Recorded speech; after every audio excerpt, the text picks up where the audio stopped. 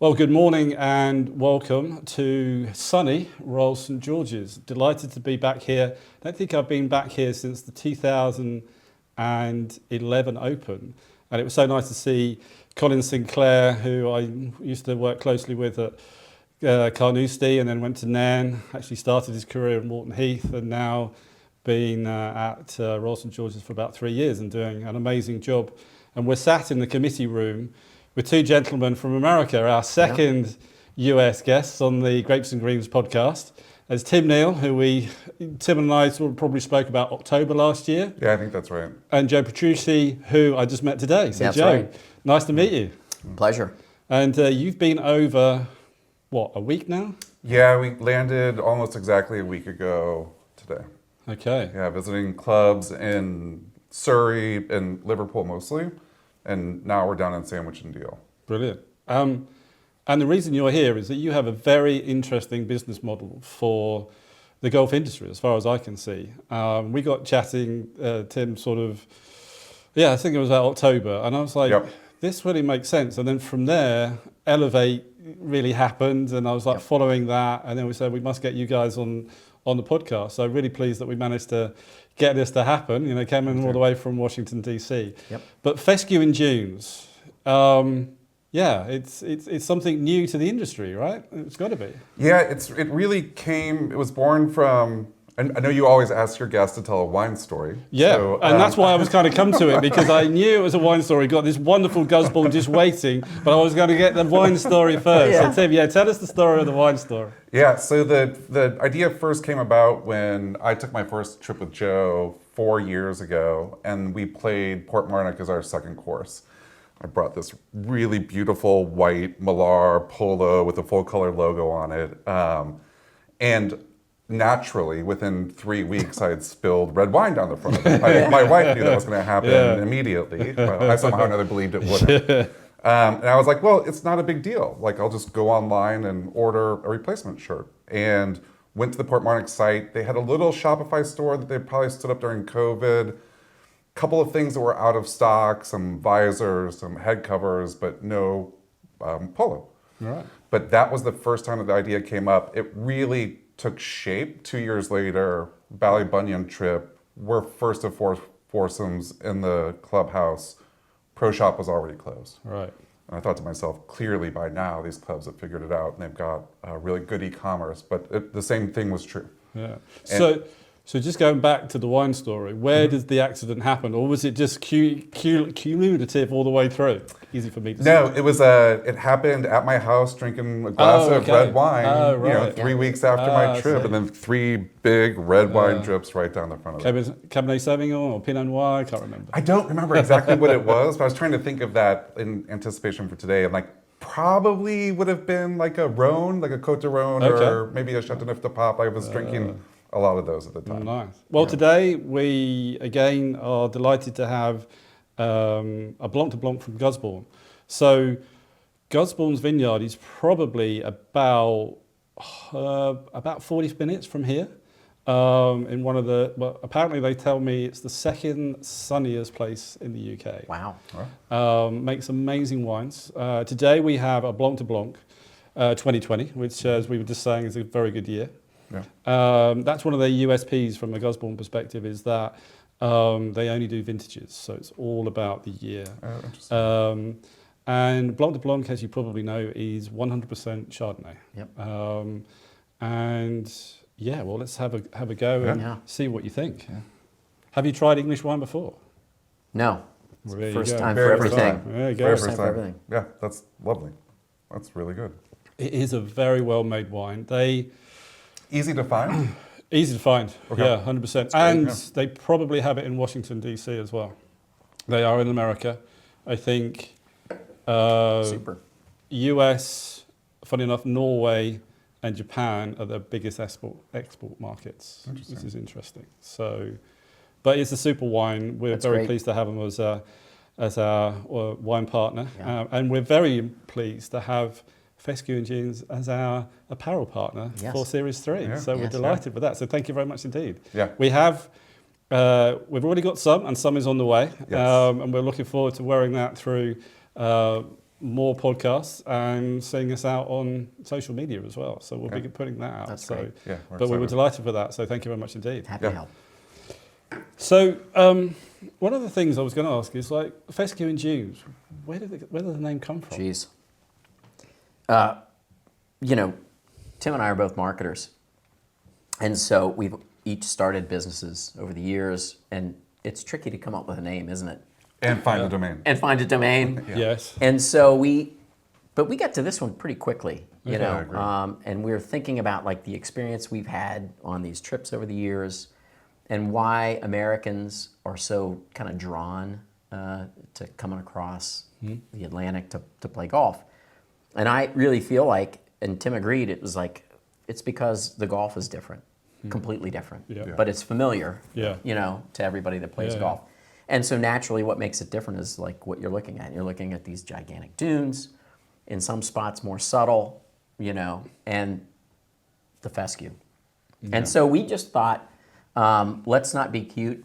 Let's not come up with a name of a name that sounded like, you know, a prescription drug, you know, or some I did really when I odd first tech saw company. it. I thought it was something to do with greenkeeping. Fescue and dunes. You know, Right. you're Yeah. thinking, okay, so Yeah. it's got the grass and the dunes and Yeah. what they're selling. You know, that's grass seed Yeah. or whatever it might be. But then Yeah. I was like, oh, okay, interesting. I see how it goes. You know, it's quite Yeah. subtle, but nod to the links courses that primarily you're attracting. Yeah. Yeah. Yeah, and then our Yeah. our logo's the northern lapwing, which is I think the national bird of Ireland, as Yep. it turns out. Okay. A ground bird that roams around in those kind of conditions, you know. And Yeah. so it all started just to make sense to us, and so luckily it's been. So you're Pretty not, but you're widely not adopted. from the golf industry at all. You're marketing. What have you been marketing before? And wanna how start? did you work together? Yeah. Sure. So I own a digital marketing agency called 45 RPM. We design and build websites and run marketing programs primarily on Meta and Google.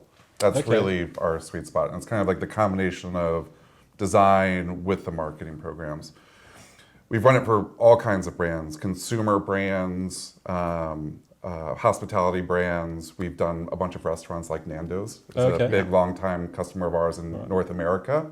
And then a lot of high-growth, venture-backed or private equity-backed companies too. And Joe and I, members of the same club, Argyle in Maryland, we met playing golf. We have our opening day tournament is called the Irish Open, and it's an ABCD blind draw. Okay. And we met 5 years ago, Yeah. playing in that tournament. Did we win? I can't remember. No, we did not. No, okay. That's why I don't remember. Yeah, exactly. Yeah, and we did work together almost immediately. Yeah. We almost immediately started collaborating with some Okay. clients. And your Yeah. business? The last 15 years, very focused in on highly targeted direct marketing, multi-channel direct marketing to American consumers. So finding the right people to deliver a message to for universities, healthcare companies, home services companies, et cetera. And so a lot of that applies to what we're doing now, right? The sub-segment of golfers that have traveled to Great Britain and Ireland to play golf or other parts of the world is a relatively small population in the States, a few million, maybe up to 5 million people. And so being very precise and helping these clubs target those people is something that's super important in our sort of business model. Ever marketed wine? No. There's an haven't opportunity, either. eh? I haven't either. I know. Yeah. We've got room in our brains Yeah. Totally. for, yeah. And golf. So Yeah. when did golf come into your lives? Were you juniors? Were you kids playing it, or was it later? Or Yeah, I mean, like most people, my dad got me started. Yeah. You know, his dad got country him clubs started. or just Well, locals? we grew up public, you know, Yeah. at public courses in southwestern PA. Okay. Lucky enough to join my first private club when my kids were, you know, 8, 9, 10 years old. So they got to kind of grow up in a really great spot in suburban Washington, D.C. Okay. So yeah, that's kind of how I got started. And of course, it doesn't take long to, you know, get really addicted to it. Yeah. No, 100%. Yeah, my path was a little bit different. I started as a caddy in St. Louis at St. Louis Country Club. Caddied for a number of years. Actually caddied in a few U.S. Open qualifiers. Okay. Played a little bit, had an absolutely horrible swing. So played on caddy Mondays, played around St. Louis a little bit. Always kept playing through most of my life, but was never very good. I joined my first club when I was about 38. and decided at that point in time I should probably develop a golf swing. So for me, it's been a longer journey, and the last 15 years have been when I've figured golf out, and it's still kind of fun for me. I think I have my best handicap ever right now at this moment, which is like just below 10, so like a 9.8. Single figure. Yep. And Joe? About a 4 right now. Oh, player. Yeah, okay. Occasionally. Yeah. Find the fairway every now and again. Yeah, occasionally. Yeah, pretty good. Yeah. Good stuff. And I mean, how much time does Fescue Dunes take up? And this is All of it. Oh, so this is all in now. Yeah, I mean, we both do work for our other companies still, but I have a partner in Mexico who really runs the day-to-day for that company, because Fescue Dunes it's 7 days a week. It's almost every day. When did you turn the puck? We got to do this full time. When was that decision made then? Because that's obviously big, isn't it? I mean, it seems to happen pretty quickly from the wine incident to. We're going to be moving forward. Well, we had an idea, like most people who have any entrepreneurial sort of spirit. We had an idea, and we started sprinkling that idea around people that might be able to say yes. Yeah. We talked to anybody who would listen at the PGA Show 2025. I mean, everybody that we could find at the PGA Show. We were like, hey, we have this idea. We have this idea. Yeah, and the first kind of version of what we thought the business model was, it all was very club-centric. How do we help these clubs do a better job of reaching people who've been here in the past, extend some more ongoing lifetime value, sell more things, right? Because you see their logos all over the place everywhere, all the time now. And we started by thinking, well, let's help them sell the things they've already bought. And it turned out that they liked the idea of expanding the commerce side, but they didn't like the logistics and fulfillment. Now with the way tariffs and duties and customs kind of thresholds have changed, it really puts a spotlight on, you need a different solution. So that helped us really shift our model into one which is what we've got in place today. We centralize all of the distribution and decoration of these items. We curate with our apparel partners, like, what are the items that people want and buy. We make sure we have sizes and colors that maybe clubs would be a little risk averse to carry, but consumers want. And so we just made the fulfillment part sort of simple. And it turns out that was the biggest pain point. So when we saw the adoption of those early clubs saying, if you do that, we're on, and they were clubs that you would know, like by name, really. We were like, okay, we're onto something. So let's go raise a few bucks and go after it. Yeah. And did you work with the Buffalo guys? Did you knew Kyle and I've those known guys? Kyle for forever, and he and his team were fantastic sounding boards for us. I mean, and really generous about introducing us to people in the industry. We went to their lunch at the PGA Show in 2025, met a bunch of people.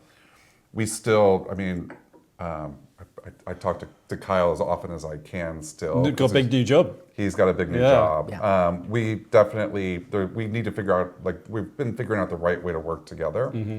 But they've been really super helpful to us. Yeah. Through the whole thing. Well, they're good people to know in the golf industry. They are definitely good people to know. And just incredibly kind and generous with their time, for sure. Yeah. I did hear a few stories because you went to Elevate in 2025 as well, didn't you?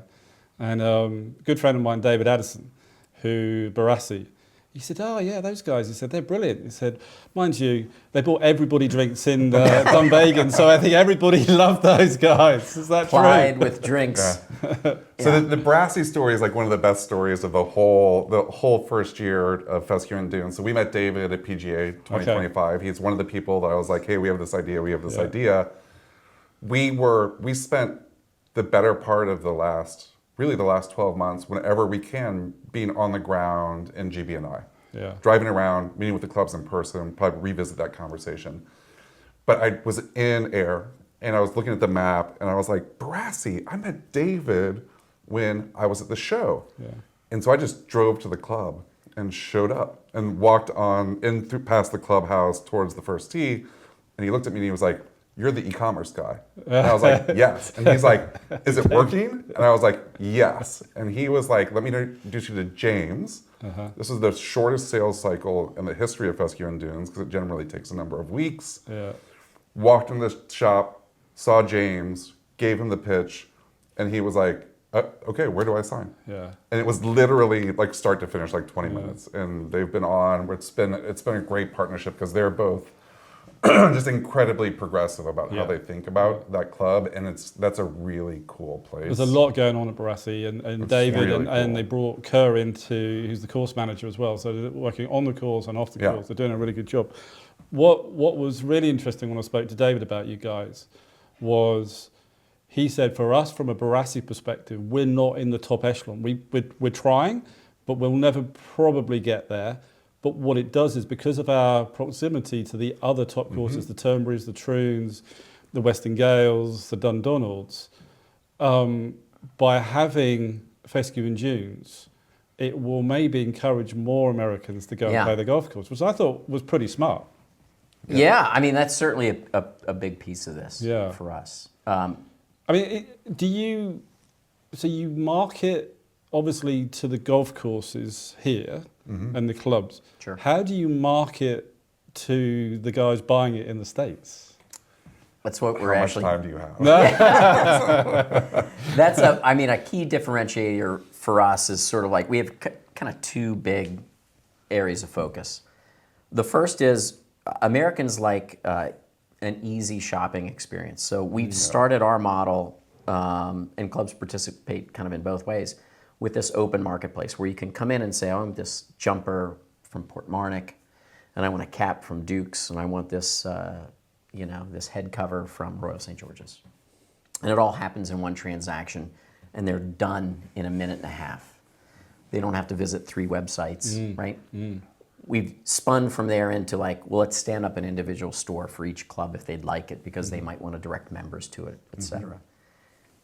You can build the best e-commerce platform on earth. If you don't drive traffic to it, you won't sell anything, you won't have any exposure, you won't get the secondary benefit of that kind of participation. So we fund out of our operating revenue very targeted, very specific marketing to people that we believe have traveled recently to the GB&I to play golf. Completely focused on marketing to Americans today. We know that that'll expand to European golf travelers and then eventually to Asian, Oceania, sort of Aussies that travel to play golf to different parts of the world.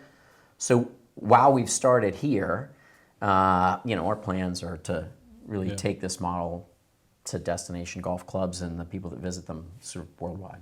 Yeah, and our specialty really is like figuring out how to know if a golfer has been overseas in the last 5 years. And we do it because we can, inside of social media, see some of their travel patterns. We know if they are consuming golf content, but we're constantly trying to get back in front of those golfers, working with our clubs to do a better job of collecting data. Yeah. Working with tour operators to tell them about Fescue Dunes after they've played. That- That's an important part for our club partners is that it happens after they've done a trip. Yeah, that was what I was going to say, is that tour operators will be very, I think, influential for you. Yes, One, 100%. because obviously they're looking at the Americans to come over. So first and foremost, it's like we're also sort of backing Fescue Dunes to be able to do that. So that gets into their head first and foremost. Yeah. And you do some marketing with them. And then obviously when they come over and then they understand that I don't have to take everything back, I can actually get it online, et cetera, et cetera. Again, for them to really sort of move with you in order to support them when they're coming back and forth, hopefully over a number of trips, that they understand that you're almost part of that travel option as well. Well, and if you think about it, like I've run trips for friends for the last 20 years, and it's been just a great run. It's exciting. I watch guys buy logos from all the clubs that they visit, and then I watch them be afraid to wear them because they don't want to do what you did. Right. Yeah. Right? And so it's like, how come you don't wear that Or we've stuff that watched you them buy? pass something because it's too big and it won't fit Yeah. their Yeah. luggage. And that's been interesting Yeah. because we've actually had the clubs ask us to help provide a solution for that too. Yeah.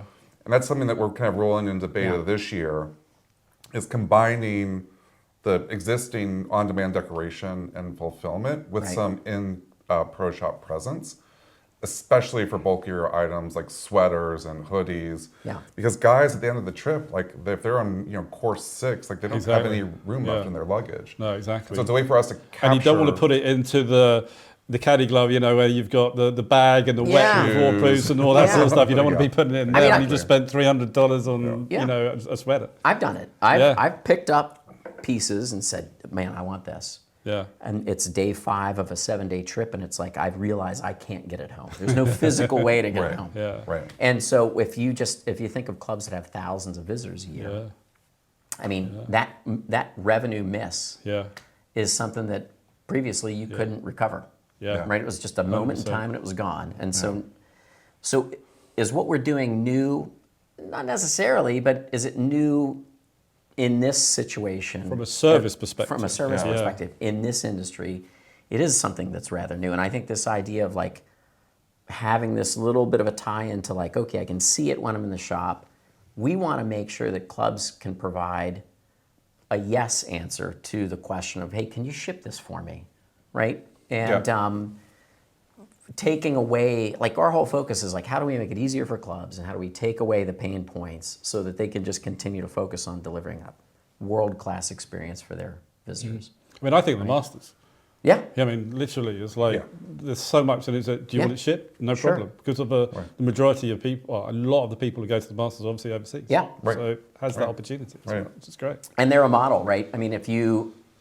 They're a model for so many things. Yeah, There are most people don't know it. Masters. That goes on a little dumbwaiter downstairs. There are tunnels that run underneath the property, and your order goes pretty much immediately onto a truck, and away it goes. Yes. Yeah, You know, incredible. and that's how they do 70+ million probably Yeah. in that week in merch sales. Incredible. Comes on to another point then is how did you choose your manufacturers? Because obviously that's an important thing as well. And Sure. how long did that take to build those relationships? Because obviously new to the industry, like who are these guys? Like what are you trying to do? We were super fortunate. We talked to Chris Knott, one of the founders of Peter Millar, current chief merchandising officer at Johnny O, early in Fescue Dunes. Yeah. And he really liked and embraced the idea, really saw the potential. We have been, the way that we've thought about like who our apparel partners are, like one, we want to make it super easy for American golfers to buy. So, you know, choosing apparel partners where they know their size has been pretty critical. We also know that there's that most pro shops will already carry a big Millar selection, right? And so Millar is noticeably not on Fescue Dunes. And really for us, it makes sense because then it becomes like the pro shop gets to own that relationship and they can still sell through a bunch of Millar. We've kind of erred towards apparel partners that don't have a big GB&I presence. So Johnny O, Straight Down, now Harleston's, True Links Wear. So it's a kind of a way for them to get into these clubs too. And so for them, they really see it as a partnership. And where did you pick these up? Was that the trips to the PGA show, those other ones, or was that just... Well, we're their customers. We buy all their stuff. Right? Yeah, but actually understanding that you wanted to be with it and they could fulfill what you were trying to do is a big thing as well, isn't it? And you know, again, watching our friends. So how do we watch our circle of friends who travel and are nuts for golf? Yeah. What do they buy? You know, there's this trend in America wearing hoodies sort of everywhere. You know, which are the best hoodies? Which are the ones that are the best to play in? Ones we've got, I have to say, are great. Yeah, they are great. They're lovely, definitely among our favorites. Yeah. But it was also just that same thing, like showing up at booths at the PGA show and telling our story, and like anybody that would be willing to listen to it. Like Straight Down, as soon as we gave them a run through of what we were trying to do, they were like, well, we love this. This is great. Like we don't have a big presence there. Yeah. And they've been great partners ever since. Are there any minimums that you have to, or can you just go like when we need them, like? It's flexible. So part of our model is we don't decorate anything until the order comes in. So that means that if we want to take a swing on colors that are maybe, you know, a little more risky, we can amortize that risk over. We've got 35-ish clubs now signed. We'll probably have 60 or 70 clubs signed by the end of this calendar year. That risk is amortized over all those clubs. So we might sell one of this in the orange with the Royal St. George's logo for the whole season. Yeah. But that's okay. We might have 20 of them on the shelf. Yeah. You know. Yeah. Okay. So And it's pretty great because like this shirt that Gibson, like most pro shops probably aren't going to stock the orange stripe. Yeah. Right? And we can get it in 9 colors, and so we're carrying every color that we can get our hands on. And again, we can get the orange, the purple, the yellow, as well as the 2 or 3 shades of blue that the pro shops buy. And we just get to spread those across the clubs. And then the partners, our apparel partners, are great about letting us do smaller orders. Right. But we reorder, we hit reorder triggers way more frequently than other. Yeah. Where you have a number, so you know Yeah. that you're going to, Because I'm guessing that you're hoping that you've got these guys, 8, 16s guys coming all back and going, yes, I will want that Royal St George's jumper or whatever, or shirt, whatever it might be. Yeah. Yeah. And you do caps. I mean, what do you do and what don't you do? So we're trying to work through it sort of as you would expect things that would sell through in a shop. Yeah. Hats obviously are Yeah. super popular. We've just added things like pin flags, Yeah, okay. head covers, working with a few different partners there, Seamus and Tremont and Blue Tross. Ball markers in a few different varieties. There are things we'll never carry. Yeah. Things that don't get logoed, or things you would not ever expect to find on, our platform. Yeah. But there are brands that we don't carry now that are maybe, not as well exposed to American golfers, but they see it when they come here. So Glenmuir and Ivanhoe and some of these brands that you can kind of see when you're here. We're thinking, well, maybe those are the things we start to introduce. We just started working with Angus and Grace Go Golfing, a little Aussie company that's gotten a little popular. They're really good at a handful of really cool things. So we're super excited about introducing those new things. That's cool. I mean, 2 years from now, maybe the mix might be different, but today it's things that carry the brand of the clubs. Yeah. And then we're also doing golf bags, which is a golf real bags. pain point for clubs that have international members who might want golf bags. So we work with Sun Mountain on golf bags today, and we have and their travel bags, which are amazing. Yeah, they are good. They are good. My son had one of those, and he said it was a dream. It is. Yeah. It's a great product. One of the things, growing market, huge growing market, everybody's seeing it, ladies. Sure. What are you doing for ladies? Because we apparently have a lot of lady listeners. Yeah, makes perfect sense. Yeah. So we've got ladies wear from each of our apparel partners Okay. on the site. Ability to logo it, just like any of the other apparel. And so we're excited to expand that. I think ladies gear, if you walk into most shops in person, it's almost always like disappointing. My wife and we've got a very active ladies membership at our club. And my wife and her girlfriends play a lot. They've now started traveling and doing trips. And you hear this complaint, over and over, like there's just not enough selection, there's not enough selection. So we're working to just expand those options. And again, in our model, it's great because there's no risk to the club. Yeah. We've made the investments. We've got this stuff there. We're promoting it and selling it. And so as it's needed, we're growing. And it's a pretty important part of the try-on shop too. Yeah. Because that's the one piece that we heard it a lot early on is like be aware that there'll probably be more returns on women's pieces on e-commerce. And so we have probably about 15%, if not a hair more, of the try-on shop is going to be women's pieces. And that way they can see it, they can touch it and feel it, they can try it on if they want to make sure that the size is right. But it's a pretty important part of that offering too. Sizing's gotten very consistent across the men's lines. Yes. So you could kind of see if I'm a medium. You can also know by brands. Yeah. So Yes. so David Addison and I have worked at Castellan de Bosco. It was primarily all Americans coming in. And as soon as they saw Peter Millar, they were like, oh, I'm a large in Miller. They know what they are. Yeah. you know? And I think that's now transcending across a few more brands as well. It has. It used to be that Peter Millar, I would wear a small because it was all very boxy. This is a crown shirt. Has to be.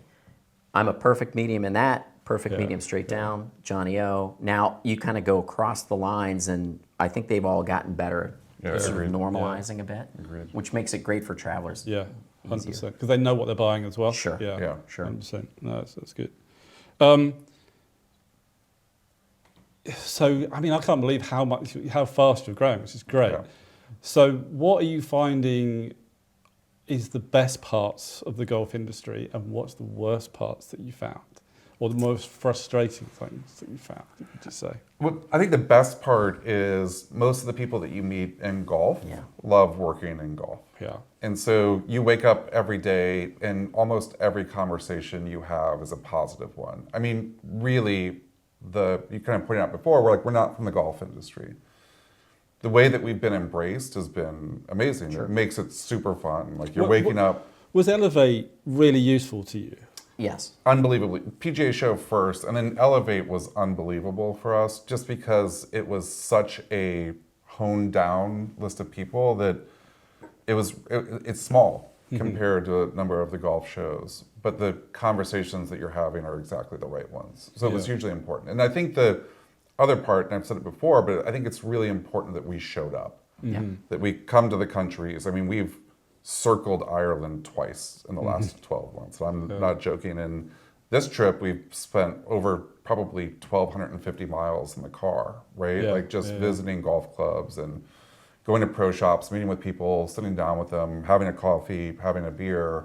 It's really important, right? Like it's still a very human industry. 100%. People like to know who they're dealing with, especially guys that they don't know or have not heard of. Because normally how the golf industry works is like, have you heard of this? No. Who else is having it? Don't know. Yeah. And that's 6 months. Yeah. You know, Yeah. and then it's like, well, we need to see them. And then who's going first? Right. You know, and then, exactly. and then once somebody goes and then the big guys go, then they all go. Yep. Yeah. But that takes usually 3 to 5 years. Sure. But you're doing it in like 18 months. It's gone quick. I mean, our first sale to a complete stranger, because we, was August 4th, Right. of 2025, was a hat with the Ross's Point logo on it. Okay. And I saw the order come in, and I called Tim. And I said, "Do you know this guy?" And he goes, "No. Do you know this guy?" And I was like, "We're in business." Exactly.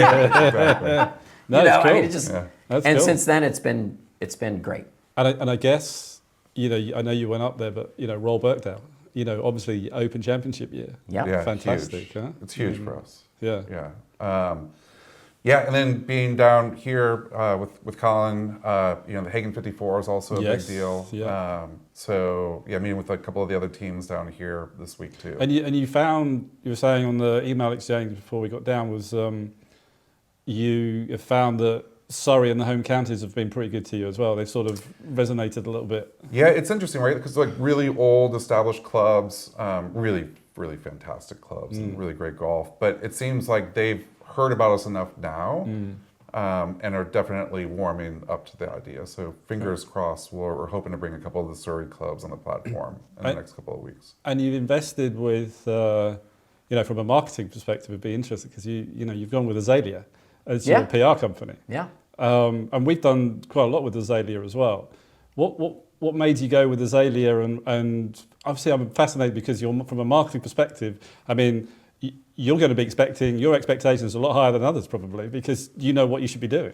Yeah, but I, to your point earlier, it's a people business. And Andy and Luke and all the, everybody there know the business inside and out. They know the players and they know how to guide somebody like us, who's a little bit of a neophyte through the maze. Yeah. And that's important. I mean, we've got a collection of advisors that have helped us in tremendous ways. And, we're just old enough and made enough of our own mistakes on our own over the years to say, like, look, let's get some good advice from people who know. And I think that's why we're working with the Azalea team. You mentioned challenge, like what's one of the biggest challenges? And one of the challenges that we find is like every club has a unique mix of people who are involved in the decision making. Sometimes the pros can make the decisions on their own. Sometimes they need the GMs to come along or secretaries. Sometimes the secretaries and GMs can do it on their own. In many cases, it requires a board or committee approval. So how we describe the offering, it's, I think we always have this, as a marketer, I always think that companies can get kind of inside out a little bit. Like they tell the story as it makes sense to them. And one of the reasons why we brought Azalea on board is because it's really important for us to continue to make sure that the clubs we're talking to, we're talking about things that matter to them. Yep. And Azalea helps with that because we've been super successful. We have way more clubs on the platform than we ever imagined at this moment in time. But we have others that we really want to be on. right? And in Scotland in particular, we still need to do some work to kind of prove ourselves with the bigger clubs, and so we're hoping Azalea can help with that side of the business for us. Yeah, no, that makes sense. Yeah. No, absolutely. So we touched on it earlier, but can you go all around the world? I mean, are you looking? I mean, what other countries are you dealing with at the moment? Well, we signed a club in Mexico. We've got a bunch of conversations. In Norway. Yeah, Lofoten in Norway. Okay. Talking to clubs in So Australia, the Cabot, right? That'd New be Zealand. the Cabot link. So Yeah, there's a connection there. Yeah. So obviously that then goes into Cabot Highlands and St Lucia. Potentially. And Potentially, wherever. yeah. Potentially, Yeah. yeah. I mean, we had a bunch of great conversations with clubs in New Zealand and Okay. Australia, kind of in the middle of their Tarahiti golf and season. those places. Yeah. So Yeah. going where the Americans kind of go. Yeah. Yeah, that's And then kind of been our, Yeah.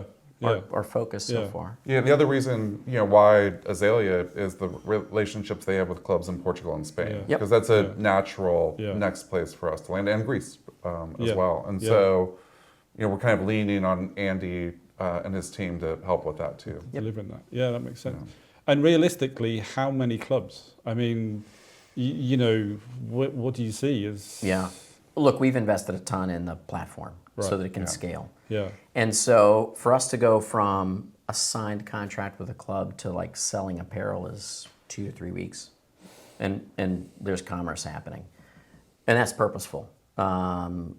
We built it on a Shopify platform so that Most clubs have it. most clubs have it, but what's more important is that the buyer's experience, when Yeah. you've used any Shopify Yeah. platform, Yeah.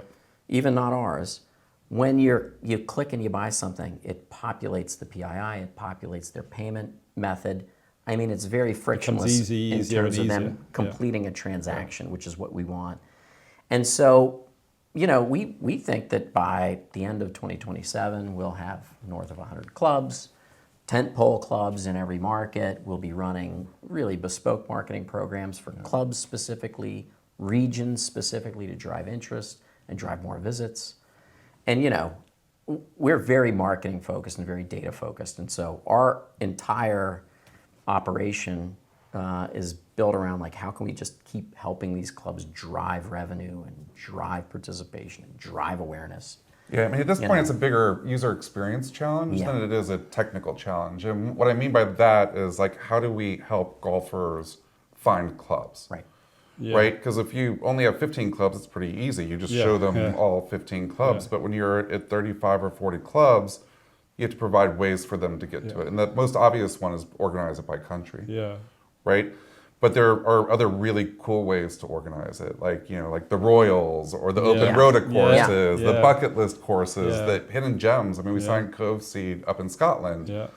Right, what a fantastic, very special place. We have Hailing down in Portsmouth, which is for anybody that's played it, like they remember Yeah. that round Yeah. of golf, and Yeah. it's important for us to have the Hailings of the world as well as the Royal St. George's of the world. Yeah. So, but that means we have to provide like a meaningful way for consumers to get to those courses and find those courses. Yeah, and look, the people that are shopping on Fescue Dunes are very open. We ask them after they buy something, what other clubs would you like to see?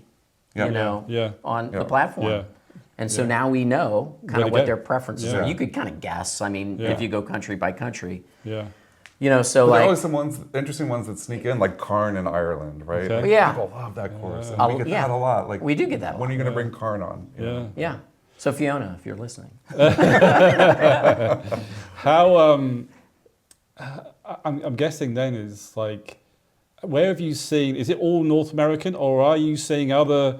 Are you seeing like Spanish people? Yeah. Because they've also gone to Scotland or Ireland. They're buying it and they're hearing a Fescue. yeah, we don't Dunes. actively market outside of the United States Okay. like top of funnel, but we're shipping probably 12-ish% of our orders out of the States Okay. to people in continental Europe, GB&I. About you 3 name it. times what we thought. Yeah, and I think part of that is maybe driven by clubs promoting to their membership base. So like we're working closely with Chile, who came on toward the end of the last year. They've got a legacy crest for members, which we make available through the platform. It means they don't have to stock that, which is a Yeah. great expense, and then they can only offer limited sort of options for members. So every time they do a little push to their membership, hey, go get your legacy crest. we get this little spike, and we're invariably shipping things into Dublin and the rest of continental Europe because they've got members that are sprinkled about. We also ask our clubs to put a link, like a shop link, drive it to the landing page on the marketplace or their standalone store, and that's driven a lot more traffic and sales into GB&I than we thought. Where do you? Is your warehouse getting bigger and bigger?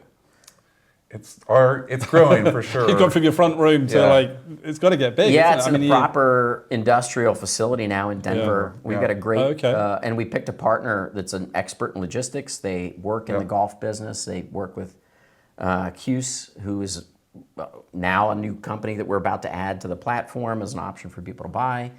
And so, it's all scale driven. We've got about 4,000 separate SKUs in the system already. And you could see that geometrically growing, and so it's well beyond the kind of startup mom and pop kind of idea. And it's into sort of, particularly as we start working with more of the tour operators, how do you start to plan for groups of 20 people that have come over, and then they're back at home, and how do you help them go get the things that they may have not gotten or been able to pack and carry home? So we built it purposefully to scale it. Would you also just like personalize as well? So you've got the crest, but it's the 20th or our anniversary or the son, father and sons thing or whatever. Do you do that too? Not today. No. Okay. Because the clubs are very specific about how and when we can use the crest. Got it. Right. Got it. But clearly there are other conversations that are going to happen over time because events is a huge part of what golf clubs do, right? And so it could be the annual international members guest. So our suspicion is it'll be driven by clubs first, where we're kind of start to push on this, and sometimes by apparel partners. So sometimes clubs work with a specific apparel partner to run the apparel and gifts for an event. And so we imagine that's going to be what drives it. Yeah. Yeah, and if you think of just think of the whole supply chain, right? Yeah. So a garment's manufactured somewhere. It gets shipped to America to get decorated. It gets shipped to a distributor. It gets distributed out to the end of a peninsula. Yeah. Kind of like we're sat on sort of almost now. Someone shows up. They take it back across an ocean. There's just a garment crosses the ocean a couple too many times, probably, which adds to some expense, which, I think if you just think 5 years down the road or 10 years down the road, and you look at what's happened with other retailers that started as online only, Bonobos is a good example, then pop-up stores to try things on. Yeah. Maybe they carry some of the stock, but most of it's just going to get direct shipped. That transition is coming to golf and to pro shops. And I think shops that are thinking a few steps ahead are going to provide this as a service more and more. It gives them more flexibility. It reduces their risk. It gives more choice to the consumer, which is ultimately you want those people smiling. Just as they were smiling coming off of the 18th, you want them smiling when they get on the bus. And as long as we're focused on that and working with the clubs, I think we're going to. Do you think American clubs would take it for Brits going to America? Well, they don't let visitors in, do they, as much? I mean, so... Pebble Beach and places like that. Yeah, some of those will. We have a couple of conversations with clubs in the United States that are more destination clubs going. Our focus has been on the overseas clubs out of the gates, but I would be shocked if we aren't in some places in the States in the next 12 months. I mean, look at where we're sitting. I mean, what's the American corollary to a Royal St. George's? I don't know. Is it Oakmont? Yeah. Well, I mean, there is no direct. There's not. It's not direct. So then you go like, well, how? It's just such. It's not a parallel sort of world between. Right. So you get the pure destinations like Stream Song, but you don't get the same kind of blended private plus visitor wows. Yeah. Which is probably again why so many people are anxious to get on an airplane and come over here and have these experiences. Yeah. No, absolutely. So we always ask our guests two final questions. The first one is, if you won all the money and you won the golf lottery, but you could only spend it on golf, what would it be and why? I'll go first. This is such a cool question, by the way, because I thought about this a lot. Most people, these two questions, everybody goes like, I thought about this a lot. Yeah. For me, what I love most about golf are the clubs. Yeah. And so for me, I would join just a bunch of clubs like dotted around the places where we find ourselves a lot. Very cool. I would join St. Louis Country Club back home in St. Louis.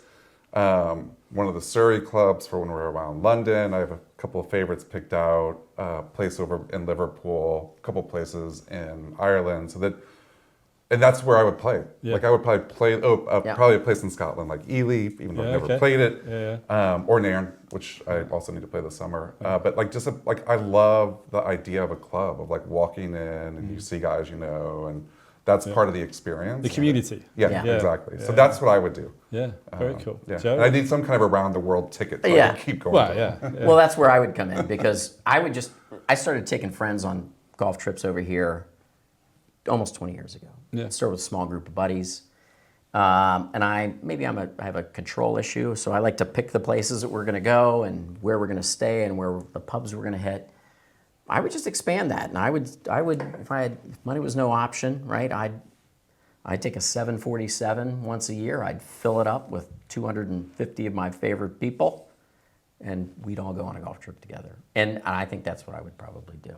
Very interesting. That's very different from anybody else who's been on this show. That's for sure. Yeah? Yeah, very different. And that's why I like, because everybody sees golf, and it's kind of a little bit like Fescue Dunes. Everybody sees golf slightly differently. You know, it's like, what colour do I want? What's going to suit for me? How do I get it home? Yeah. Whatever. It's all about me. And this question is all about you. And the second question is all about you, because it's if you had just one game of golf left in your life, where would you play it? With whom? Yeah. And why? So Tim, I don't know, Joe, you go first. I'm going to go first? Sure. Argyle Country Club, our home club. I've been lucky. I've been able to play the best places on earth over the last 20 years. Probably my son and my dad, and my brother. Okay. Keep it tight. Nice. Yeah. Nice. Try not to cry now. It does get emotional though, isn't it? It is really emotional. Yeah. So for me, it'd also be at Argyle because again, it's just like the place that feels most like home to me right now. It'd be my grandfather who died when I was pretty young, and then I want to play like 2 holes with each of the guys on my first trip, which was just this brilliant collection of guys. Brilliant. And so like 2, and they were mostly all Argyle members. Yeah. So yeah, they'd each join for like 2 holes, and we'd play like 2 holes with each until we were done. Which 2 holes do I get on that? What's that? Which 2 holes do I get? Probably need you to drive 11, so you're playing 10 and 11. Okay. Yeah. That's very good. It's amazing though, isn't it? That shows you the power of community, because you've both gone back to the clubs that, is your pub. Sure. Yeah, the home club. And when we've spoken to industry folk who look after a venue, so Neil Hampton was definitely Dornoch because he looks after Dornoch. Oh, such a brilliant place. And Ricky at Turnberry was definitely going to be all about the Ailsa course. That was his last course, and it's where you feel it's special. It's not about being the best course. It's not about you've been lucky enough to do it, but it's about those memories and the last time. We got to see it during COVID, right? Where was the one place you could go? Yeah. And get outside. Yeah. And kind of at least be close to your buddies. Fantastic. So. I'm going to top your glasses Cheers. up. Yeah, awesome. With a nice... Was I not supposed to empty it out? No, you can do whatever you like. I mean, I've never seen anybody drink so fast, but yeah, it's pretty cool. Hail Argyle. It's good stuff though, eh? First English wine, you keep drinking. It's great. Yeah. Good old Gusbourne, 2020 Chardonnay, Blanc de Blanc. Yeah. Tim, Cheers. Joe, it's been fascinating to talk Thank to you. you. It's been great. Great insight. I wish you all the best of luck. Thanks. And we're fully behind you. Yeah, thank you for having us. Thanks for having us. Yeah. Let's go play golf. Yes, absolutely.